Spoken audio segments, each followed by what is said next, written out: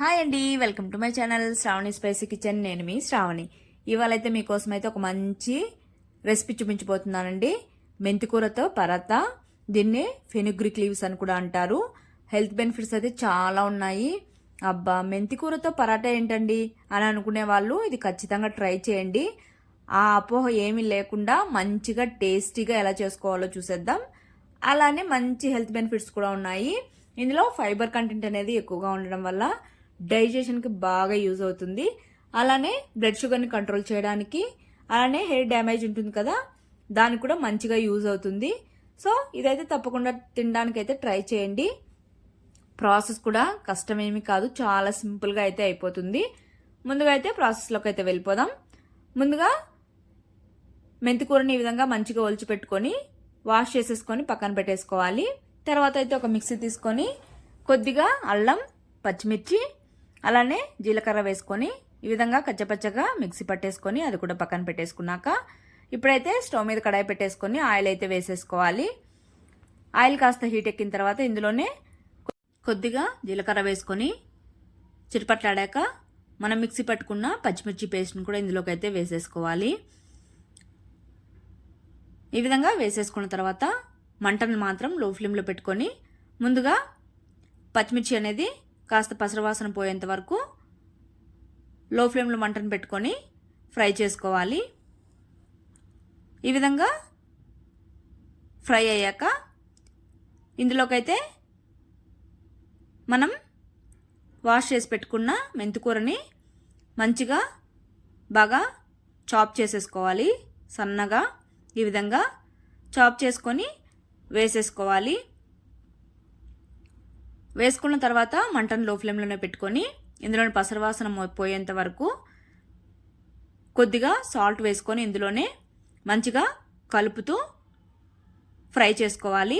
ఈ విధంగా చేయడం వల్ల అస్సలు మెంతికూర వేసాము అన్నట్టుగా కూడా ఉండకుండా టేస్ట్ చాలా బాగుంటుంది. హెల్త్ కూడా చాలా మంచిది కాబట్టి ఈ విధంగా ట్రై చేసామంటే అసలు తిన్నట్టు కూడా ఉండదు. ఈ విధంగా బాగా ఫ్రై అయిపోవాలి ఈ ఆయిల్లోనే. అంతవరకు కలుపుతూ అయితే ఫ్రై చేసేసుకోవాలి. ఇందులోని పసరవాసన పోయి ఈ విధంగా ఫ్రై అయ్యాక స్టవ్ ఆపేసి పక్కనైతే పెట్టేసుకోవాలి. ఇప్పుడైతే ఒక బౌల్ తీసుకొని ఇక్కడ నేను తీసుకున్న క్వాంటిటీకి 3 కప్పుల దాకా అయితే గోధుమ పిండిని తీసుకుంటున్నాను. మీరు ఆకుకూరను తీసుకునే దాన్ని బట్టి గోధుమ పిండి అయితే యాడ్ చేసుకోవచ్చు. తర్వాత ఇందులోనే రుచికి తగినంత సాల్ట్, అలానే కొద్దిగా నువ్వులు వేసుకుంటున్నాను. ఈ నువ్వులు వేయడం వల్ల మరీ టేస్టీగా ఉంటుంది తినేటప్పుడు. తర్వాత ఆల్రెడీ పచ్చిమిర్చి పేస్ట్ కూడా వేసాం కాబట్టి కారం అనేది 1 స్పూన్ దాకా వేసాను. అలానే 1/2 స్పూన్ దాకా పసుపు కూడా వేసేసుకొని కొద్దిగా ఆయిల్ వేసుకోవాలి. తర్వాత మనం ఫ్రై చేసి పెట్టుకున్న మెంతికూరను కూడా ఇందులోకి వేసేసుకొని ముందుగా అయితే మొత్తం పిండి, అలానే స్పైసెస్, తర్వాత ఆకుకూర మొత్తం కలిసేలాగా ఈ విధంగా బాగా గట్టిగా ప్రెస్ చేసుకుంటూ పిండిని మొత్తం బాగా కలిపేసుకోవాలి. అసలు ఉండలేమీ లేకుండా బాగా ఈ విధంగా నిదానంగా కలుపుకోవాలి.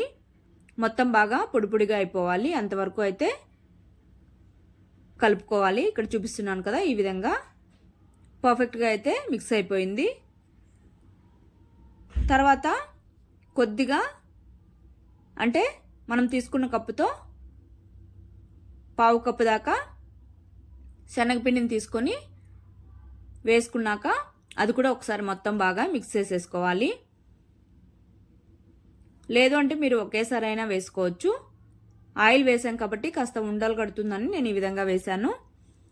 తర్వాత ఈ పిండిని కూడా మిక్స్ చేసేసుకున్నాక వాటర్ అనేవి కొద్ది కొద్దిగా యాడ్ చేసుకుంటూ పిండిని అయితే కాస్త గట్టిగానే మిక్స్ చేసేసుకోవాలి. ఎందుకంటే మనం కాసేపు పక్కన పెట్టాక మళ్ళీ లూజ్ అవుతుంది పిండి అనేది. కాబట్టి కొద్దిగా గట్టిగానే పిండిని అనేది కొద్ది కొద్దిగా వాటర్ యాడ్ చేసుకుంటూ మిక్స్ చేసేసుకోవాలి. ఈ విధంగా పిండిని మొత్తం చపాతీ ముద్ద కలిపినట్టు కలిపేసుకోవాలి. తర్వాత కొద్దిగా పైన ఆయిల్ వేసేసుకొని మరో 2 నిమిషాల పాటు ఈ విధంగా నీట్ చేసేసుకోవాలి మొత్తం పిండిని. ఈ విధంగా ఒత్తుకున్నాక మూత పెట్టుకొని కాసేపు అయితే పక్కన పెట్టేసుకోవాలి. ఇక్కడ పిండి అయితే రెడీ అయిపోయింది. ఇప్పుడైతే కౌంటర్ ట్యాప్ మొత్తం బాగా క్లీన్ చేసేసుకొని పిండిని అయితే మంచిగా ఒక 2 నిమిషాల పాటు ఒత్తుకోవాలి. అలా చేయడం వల్ల మరీ సాఫ్ట్గా వస్తాయి ఈ పరాటాలు అనేవి. మొత్తం ఈ విధంగా బాగా ఒత్తుకున్న తర్వాత మీడియం సైజ్ బాల్స్ అయితే డివైడ్ చేసేసుకోవాలి. ఇక్కడ చూపిస్తున్నట్టుగా ఇంత సైజ్ అయితే సరిపోతుంది. అదేవిధంగా మొత్తం అన్నీ డివైడ్ చేసేసుకున్న తర్వాత పొడిపిండి వేసుకొని సేమ్ చపాతీలాగా రోల్ చేసేసుకోవడమే. మరీ పలుచుగా కాకుండా కాస్త మందంగా రోల్ చేసుకుంటే సరిపోతుంది. సేమ్ ఇదే విధంగా మీరు దీన్నే పూరి కూడా చేసేసుకోవచ్చు ఈజీగా. మీకు ఎలా తినాలనిపిస్తే అలా అయితే ట్రై చేయండి. టేస్ట్ మాత్రం భలేగా ఉంటుంది. ఈ విధంగా మరీ పలుచుగా కాకుండా అలానే మందంగా కాకుండా మీడియంగా అయితే రోల్ చేసేసుకోవాలి. ఈ విధంగా అయితే అన్నింటినీ రోల్ చేసేసుకోవాలి. రోల్ చేసేసుకున్న తర్వాత స్టవ్ మీద కడాయి పెట్టేసుకొని ఫ్రై చేసేసుకోవడమే. కడాయి హీట్ ఎక్కిన తర్వాత వేసేసుకొని పైన కొద్దిగా బటర్ కానీ నెయ్యి కానీ లేదా ఆయిల్ కానీ గ్రీస్ చేసేసుకొని 2 వైపులా ఈ విధంగా ఫ్రై చేసేసుకొని ఇంకేముంది వేడివేడిగా సర్వ్ చేసేసుకోవడమే. దీనికైతే మాత్రం సపరేట్గా కర్రీ వండుకోవాల్సిన పని లేదు. ఆవకాయతో కానీ లేదు అంటే పెరుగుతో అయినా ఈజీగా తినేసేయచ్చు. పిల్లలైతే టమాటో సాస్తో కానీ కెచప్తో కానీ పెట్టారంటే ఇష్టంగా అయితే తినేస్తారు. అంత టేస్టీగా అయితే ఉంటాయి. ప్రాసెస్ కూడా చాలా ఈజీగా అయిపోతుంది. లేదు మధ్యలో స్టఫ్ పెట్టి అంత రోల్ చేసి అంత కష్టం అవుతుంది అనుకునే వాళ్ళు ఇదైతే ఈజీగా ఫాలో అయిపోవచ్చు. చాలా టేస్టీగా కూడా ఉంటాయి. చూడండి ఇక్కడ చూపిస్తున్నాను కదా, చాలా అంటే చాలా సాఫ్ట్గా మనం నార్మల్గా చపాతీ చేసుకుంటాం కదా దానికంటే సాఫ్ట్గా ఉంటాయి. చల్లారాక ఆఫ్టర్నూన్ కానీ ఈవినింగ్ తిన్నా కూడా అదే సాఫ్ట్నెస్ అయితే ఉంటాయి. చూడండి నేను ఇక్కడ చూపిస్తున్నట్టుగా దీన్నే మనం మెంతికూరని డ్రై చేసుకున్నామంటే దాన్నే కసూరి మేతి అంటారు. ఆ విధంగా డ్రై చేసుకుని కర్రీస్లో వేసుకున్నా కూడా మంచి ఫ్లేవర్ అయితే ఉంటుంది ఈ మెంతికూరకి. కాబట్టి దీన్ని అయితే మాత్రం అస్సలు మిస్ అవ్వద్దు, తప్పకుండా ట్రై చేయండి, ఖచ్చితంగా నచ్చుతుంది.